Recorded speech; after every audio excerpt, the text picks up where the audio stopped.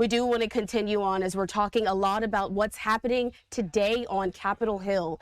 This week, the Department of Justice began allowing members of Congress to view unredacted versions of the roughly 3 million Epstein-related files. It is made public since late last year.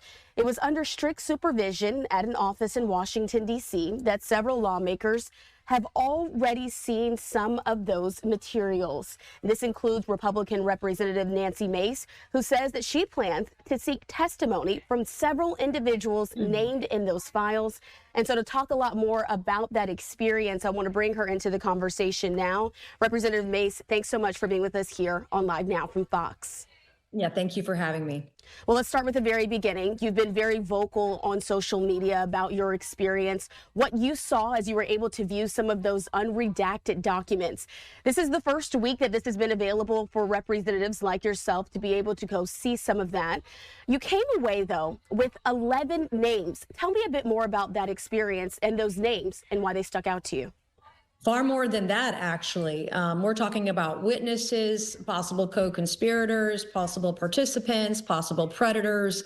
I am accumulating a list of people that I would like to see the House Oversight Committee bring in for testimony. If they don't show up, then obviously I will support subpoenas for those individuals. But I walked away scratching my head. There's all this information, all this evidence, all these victims, and nobody's gone to jail. There's only one accomplice for thousands of victims, potentially. This was a global sex trafficking network. I can't even fathom that this is the modern era where women and underage girls are abused.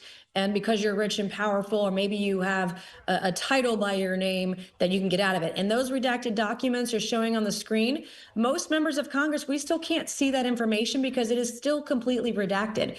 A lot of the information related to co-conspirators is still hidden from members of Congress. And by the way, when you go to show up at the DOJ, it's a tiny room. It's like the size of a closet with 4 computers in it for basically 535 members of Congress. It'll take us months, if not years, to look at this information that is unredacted if you can find it. And so, of course, that's been a huge conversation, not only with you all going to go view these documents for the first time, but also right now there on Capitol Hill. I want to take folks out to this view. If they're watching live now, they're going to see this in full as we are carrying Attorney General Pam Bondi as she testifies there on Capitol Hill today. But I have to ask you, today in her opening statements, she acknowledged that the Epstein files and the work that the department is doing. But as Representative Jayapal pointed out this morning, all the victims that were there in the room, they stood up. They said that they had not had a chance to meet with the Attorney General. Is this something that Attorney General Pam Bondi should be changing as we're looking to make progress on these Epstein files and creating some more clarity there in Washington, D.C.? There should be more clarity. There should be more transparency. I, as a victim, have come forward asking the federal government to investigate in my own case and was ignored, just like the Epstein victims were ignored. This is just the modern era. This is our culture. We don't believe women even when they have evidence. We don't certainly prosecute their abusers even when evidence exists. And if you have money, fame, and power, well, the government's going to protect you, and it's going to continue the abuse and trauma of victims. And even, victims in our country, they're treated like criminals, and criminals are treated like victims. That is the culture in our country. And we've seen other nations do more to, I guess, punish predators in the Epstein cases than our own government here in the United States of America, where a lot of this happened. And so we have your statement that you also have put out on X saying that after today's review of the Epstein files, you would like to see some more change and some more clarity. I do, though, have to ask, there's a lot of conversation, not only between folks on Capitol Hill, but regular folks at home in America wondering how high this goes up. We do know that the Trump administration has been very vocal, saying that promises made, promises kept has been what they've tried to reiterate over the last year since coming into office for the second time. As it pertains, though, to these files, do you feel that this is a promise that has been fulfilled, or are there still gaps that need to be filled? Well, look, I want to be very clear. It's under President Trump and his administration that these files are even available for Congress. Former President Joe Biden didn't do this, and Democrats didn't ask him to do this.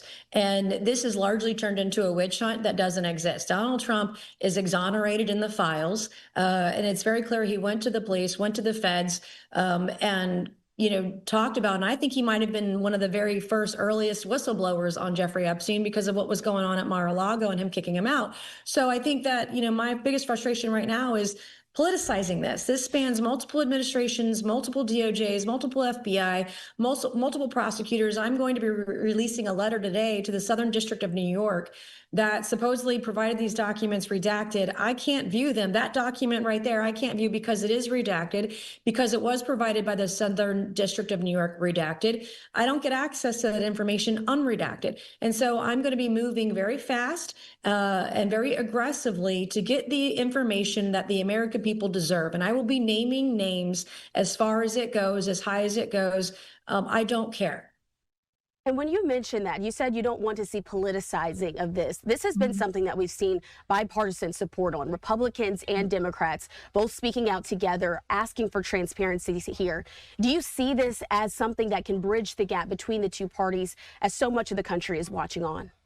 It can be, but every time someone from the left invokes the president's name to get clicks, like he's some sort of predator in the files, which he's not, he's exonerated by the victims, that's how we know it's being politicized. And that really kills me as a survivor, advocating for other survivors and seeing the faces of the Epstein survivors.